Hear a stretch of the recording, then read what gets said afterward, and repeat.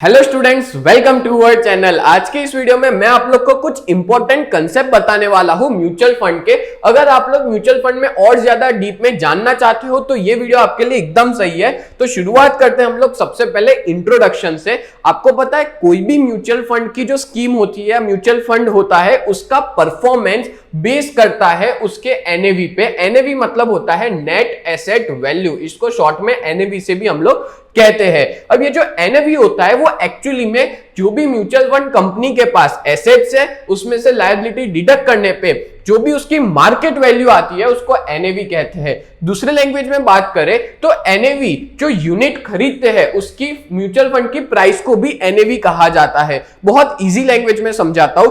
जैसे मान लो ये आप हो, अगर मान लो आप जो है वो शेयर खरीदते हो शेयर मार्केट में से, मैं शेयर की बात कर रहा हूं।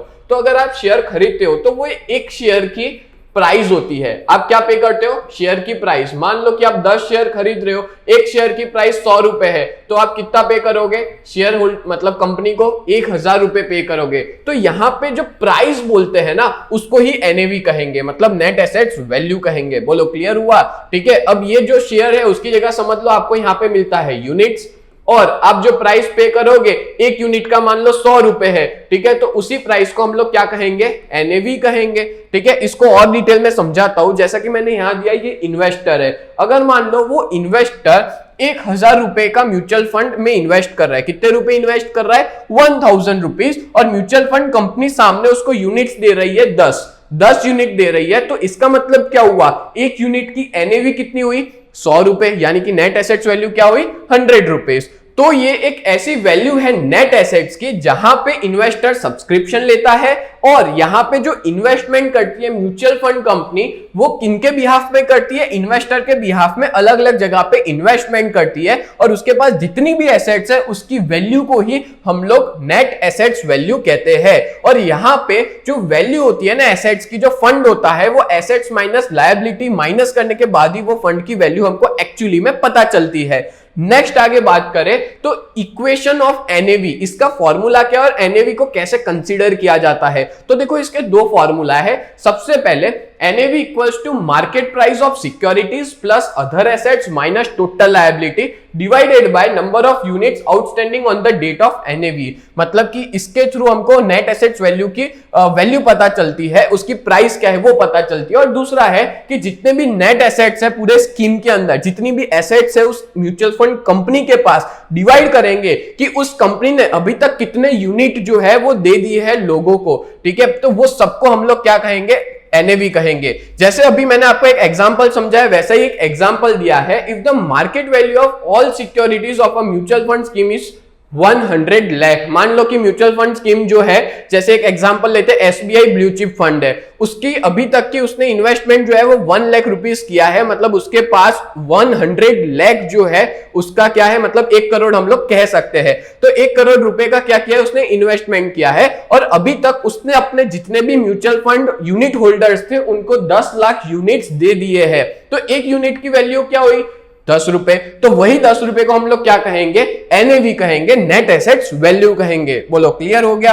नेक्स्ट आगे बात करें तो आपको बता दूं कि हमारे जो बीकॉम सेम 3 का जो कोर्स है जिसकी प्राइस 2399 है, अभी अच्छा खासा डिस्काउंट हम लोग प्रोवाइड कर रहे हैं। अगर आप लोग हमारी बैच में जुड़ना चाहते हो तो इस नंबर पे भी कांटेक्ट कर सकते हो, एज वेल एज आप हमारा ऐप के अंदर भी मैसेज करके कांटेक्ट कर सकते हो। और अभी हमारे पास जितने भी बच्चे हैं सारे के सारे बहुत सेटिस्फाइड है। अगर आप भी इसका फायदा उठाना चाहते हो तो अभी के अभी हमारी बैच में जुड़ जाओ। नेक्स्ट आगे बात करें तो important points about NAV. NAV के कौन सी चीजें हमको ध्यान में रखने जैसी है, जैसे कि कुछ खर्चे होते हैं, मार्केटिंग का खर्चा हो गया, या स्टैट्यूटरी एडवर्टाइजमेंट हो गया, या insurance premium paid by fund हो गया, ब्रोकरेज है, रजिस्ट्रेशन चार्जेस है, कस्टोडियन फीस है, ऑडिट फीस, कम्युनिकेशन एक्सपेंस, ये सारे खर्चे हमारी एनएवी को अफेक्ट करते हैं। यानी कि ये सारे खर्चे इंक्लूड किए जाते हैं एनएवी के अंदर, उसको माइनस करके ही एनएवी शो होती है। आगे बात करें तो कुछ ऐसे खर्चे हैं जैसे कि depreciation on fixed asset, software development charges, general management expense, legal expense, penalty and fines for violation of laws,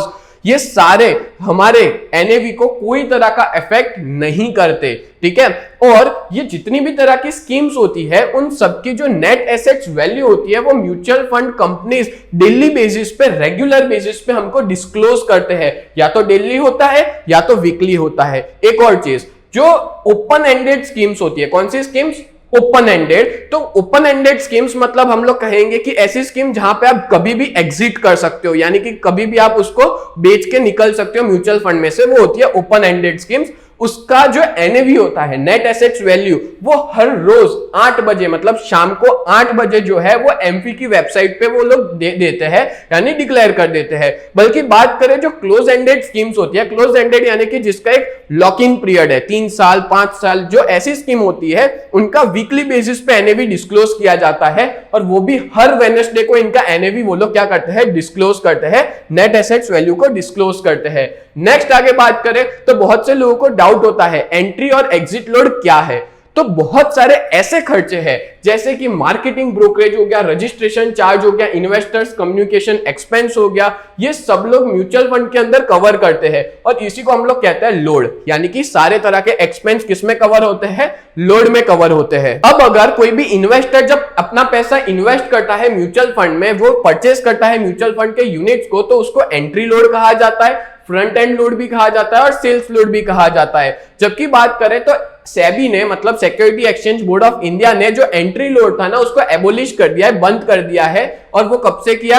1 अगस्त 2009 से, कि भाई एंट्री लोड नहीं लगेगा, आप जब भी इन्वेस्ट करते हो तो आपको कोई तरह का खर्चा नहीं देना है। हाँ, ये लोग जो है वो चार्ज आपको उस टाइम पे लगाएंगे जब आप बेचोगे म्यूचुअल फंड को, यानी कि एग्जिट लोड लगता है। आज की डेट में भी अगर आप मान लो बेचते हो ना, तो लास्ट 1 साल का जो इन्वेस्टमेंट होता है उस पर एग्जिट लोड लगता है, सबका अलग अलग होता है। जनरली एक एवरेज बताओ तो 1% एग्जिट लोड लगता है, कि आपका जितना भी है रिटर्न उसके ऊपर 1% आपको एग्जिट लोड देना पड़ेगा। तो इस तरह से कोई भी इन्वेस्टर को पेमेंट करना पड़ता है एग्जिट करते टाइम। और ये एग्जिट लोड क्यों रखा है पता है? क्योंकि ये डिस्करेज करे कोई भी इन्वेस्टर को कि भाई वो म्यूचुअल फंड को एग्जिट करके ना जाए, वो इन्वेस्टेड रहे, वो आउट ना हो जाए, और वो कोई भी शॉर्ट टाइम के अंदर वो डाइवेस्ट ना कर दे अपने पैसे को, वो मार्केट में टिका रहे। इसलिए वो लोग एग्जिट लोड लगाते हैं, और एग्जिट लोड में हर एक तरह के जो मार्केटिंग के खर्चे हैं या कोई भी तरह के खर्चे हैं वो सारे कवर अप हो जाते हैं। नेक्स्ट आगे बात करें तो देके रखा है एसेट्स अंडर मैनेजमेंट, इसको एयूएम कहते हैं। एयूएम बहुत ही एक कॉमन वर्ड है जिसको मैं एक्सप्लेन करता हूं।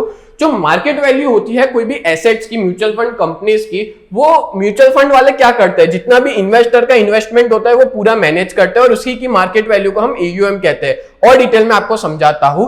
कोई भी फंड मैनेजर, जो म्यूचुअल फंड का मैनेजर होता है ना, वो एक स्कीम को प्रेजेंट करता है, और उस स्कीम के अंदर उसने अपना पैसा लगाया होता है अलग अलग एसेट्स के अंदर, और ये एसेट्स की जो मार्केट वैल्यू होती है उसको ही एसेट्स अंडर मैनेजमेंट कहते हैं, एयूएम कहते हैं। अब एयूएम स्कीम एक्चुअली में क्या है?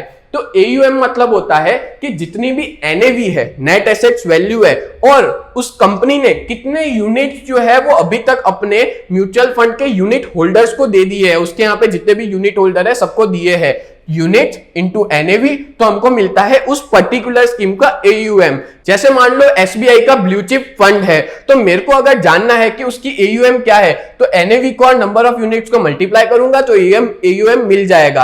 अब एयूएम म्यूचुअल फंड हाउस का कैसे पता लगता है? तो एयूएम जितनी भी स्कीम्स ऑफर की है, जैसे एसबीआई है तो एसबीआई में काफी सारी स्कीम्स है, मोर देन 20+ स्कीम्स एसबीआई वाले ने दी है। तो एसबीआई वाले ने जितनी भी स्कीम्स दी है उन सबका, उन सारी स्कीम्स का एनएवी और कितने भी यूनिट्स दिए वो उनको मल्टीप्लाई करने पे हमको मिलता है म्यूचुअल फंड हाउस का पूरा एयूएम। और अगर मेरे को इंडस्ट्री का प्लस करना हो तो जितना भी एयूएम है म्यूचुअल फंड हाउसेस का, उन सबका प्लस करूंगा तो मेरे को पूरी म्यूचुअल फंड इंडस्ट्रीज का एयूएम पता चल जाएगा कि पूरी म्यूचुअल फंड इंडस्ट्री में ये लोग कितने एसेट्स को मैनेज कर रहे हैं, एसेट्स अंडर मैनेजमेंट। बोलो क्लियर हो गया? तो ये बहुत ही इंपॉर्टेंट टॉपिक था, एसेट्स अंडर मैनेजमेंट। उम्मीद करता हूं आपको बहुत अच्छे से समझ में आया होगा, और ऐसे ही वीडियोस देखने के लिए आप लोग हमारे चैनल को सब्सक्राइब करें। तो मिलते हैं नेक्स्ट वीडियो में, तब तक के लिए bye and thank you so much.